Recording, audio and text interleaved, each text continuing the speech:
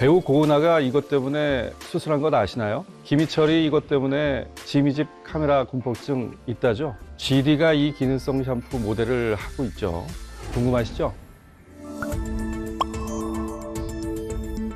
안녕하세요. 모발이식 전문의 박재준입니다. 요즘 MZ세대는 너도 나도 탈모를 고백하는 이른바 탈미가웃 중인데요.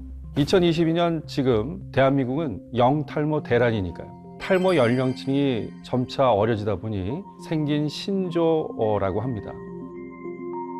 국민건강보험공단 통계에 따르면 2020년 탈모증 환자 중에 22%로 30대가 가장 많았고, 이 통계만 봐도 결코 탈모는 나이 순이 아닌 거죠.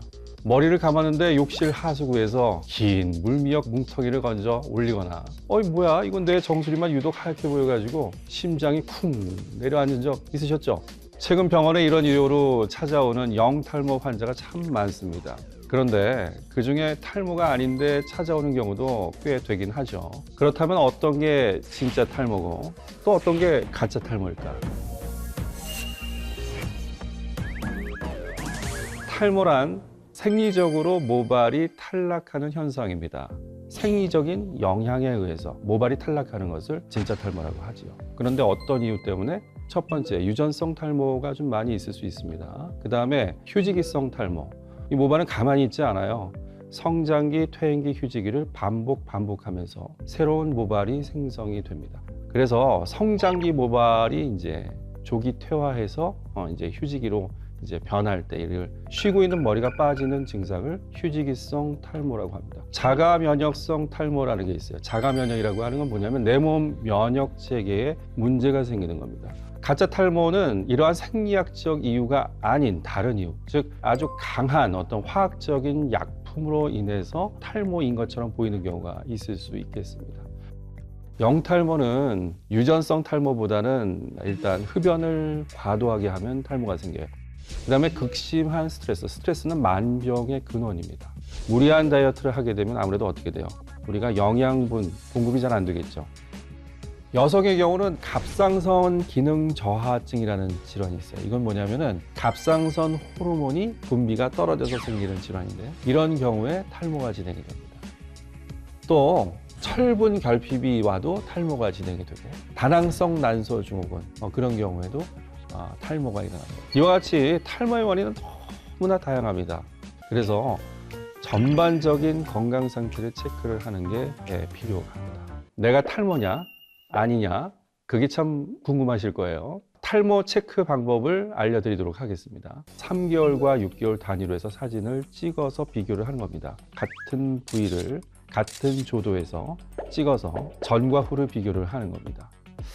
두 번째는 조금 여러분들이 하시기가 어려울 수도 있어요. 이거는 헤어 풀링 테스트, 머리를 이렇게 뽑는 테스트입니다. 평방 1제곱센티미터의 그 작은 네모를 생각하세요. 그 네모에는 한 50개에서 60개, 60개에서 70개 많으면 그 정도 있을 거라고 가정을 하고, 엄지, 검지, 중지로 잡아서 적당한 힘으로 이제 뽑습니다. 뽑게 되면은 모근이 딸려 나오는 모발이 있어요. 그게 한 3개 정도면 탈모라고 진단하는데, 동생분이나 아니면 남편분 이런 분들한테 이렇게 부탁을 하세요. 이걸 이제 해보라 그러면 이제 느낍니다. 이 사람이 나랑 친한 사람인지 아닌지 느끼게 됩니다. 이 적절한 힘이 도대체 어디서 오는 것인지, 이거는 제가 보기엔 탈모의 테스트라기보다는 나와 너와의 관계를 알 수 있는 테스트니까.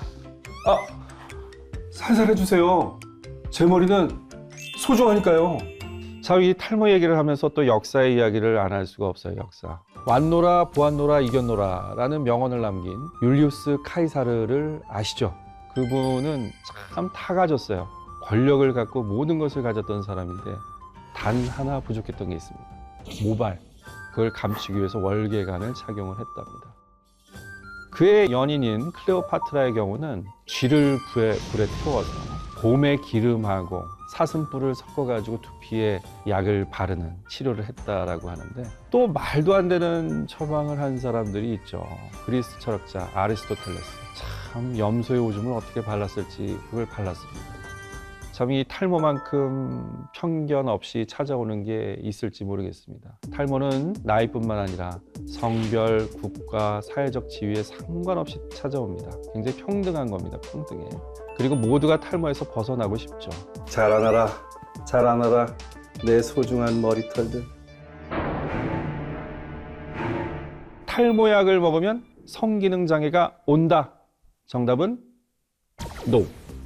성기능 장애라기보다는 성욕 저하가 약 1% 미만의 환자에서 있을 수 있습니다. 플라시보 이펙트라는 게 있어요. 위약 효과, 감정적인 어떤 요소가 거기에 작용을 한다는 겁니다. 바르는 탈모약은 지루성 두피염이 심해진다. 뭐 그럴 수 있습니다. 예스. 바르는 탈모약은 미녹시딜이라고 하는 성분의 그 약이고, 피부가 굉장히 예민하신 분들, 이런 분들의 경우는 과하게 이걸 사용했을 때 이리테이션이라고 그래요. 피부 트러블을 일으키는 경우가 있습니다. 2,500모를 이식하는데 2,500모 이상을 채취하는 병원이 있다. 정답은 노입니다. 이런 경우는 있어요. 우리가 모발이 많이 필요한데 모발 퀄리티가 굉장히 낮아요. 그리고 모근도 굉장히 안 좋고, 그런 경우는 어떻게 되겠어요? 우리가 조금 더 이식을 하기 위해서 채취를 하겠죠. 이런 경우는 있을 수 있습니다. 이식 수술 후 감각 저하가 왔다. 예스, 일시적으로 그럴 수는 있습니다. 하지만 서서히 돌아옵니다. 부작용으로 영구 탈모가 온다. NO. 일시적으로 수술하고 난 다음에 한 2주 혹은 4주 후에 동반 탈락 현상이 있습니다. 그런데 이제 보통 이제 한 6개월 정도 되면 대강의 어떤 아웃라인이 나오게 되죠.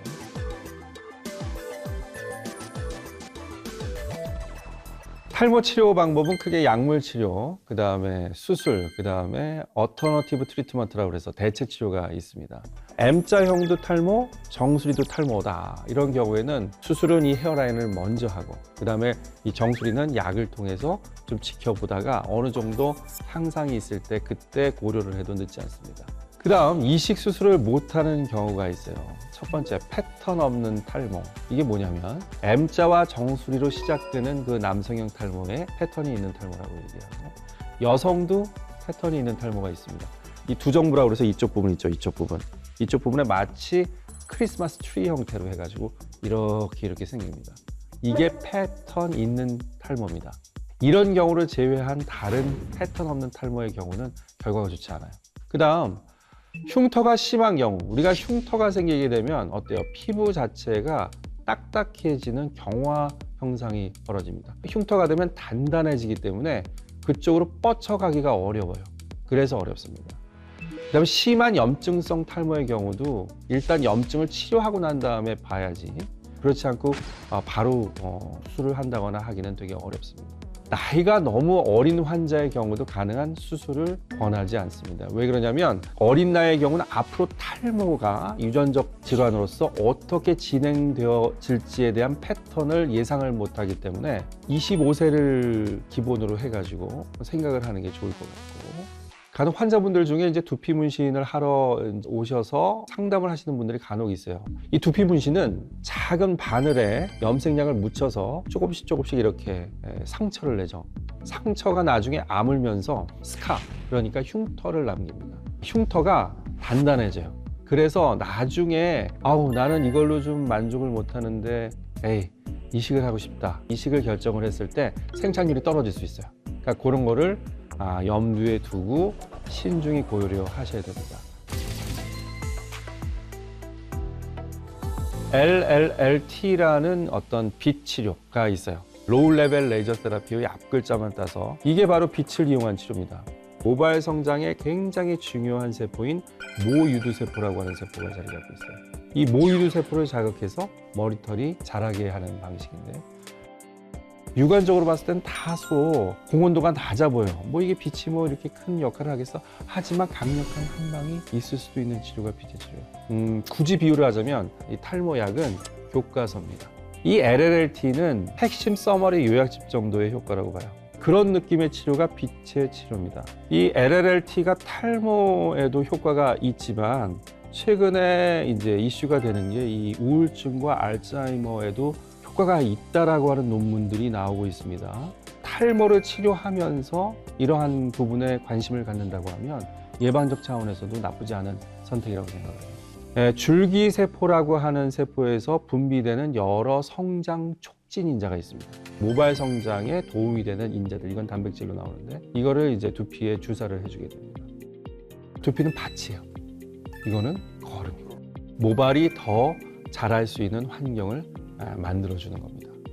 PRP 자가혈 주사, 이거는 뭐냐면은 이제 자신의 피를 이제 원심 물리로 돌리게 되면 PRP라고 하는 특정한 층이 발생을 하는데 이 층 안에 모발 성장 촉진 인자들이 많이 있어요. 종류가 되게 많습니다. 그래서 자기 피를 사용하기 때문에 굉장히 안전한 거죠. 다음에 이제 핫 이슈 엑소좀 9회.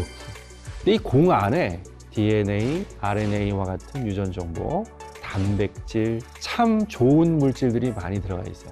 상당히 효과도 있을 수 있는 그런 치료입니다.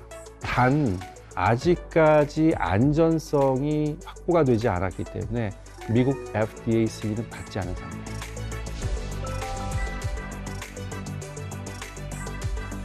제가 아무리 다양한 치료법하고 생활 습관 개선에 대해 말씀을 드려도 가장 중요한 것은 본인이 노력해야 돼요. 본인이. 치료와 생활 습관 개선은 이제 시작을 해야 될 때입니다. 영탈모 극복할 수가 있어요. 할 수 있습니다. 아름다운 모발 그리고 자신감 되찾아야 돼요. 여러분들은 할 수 있습니다. You can do it.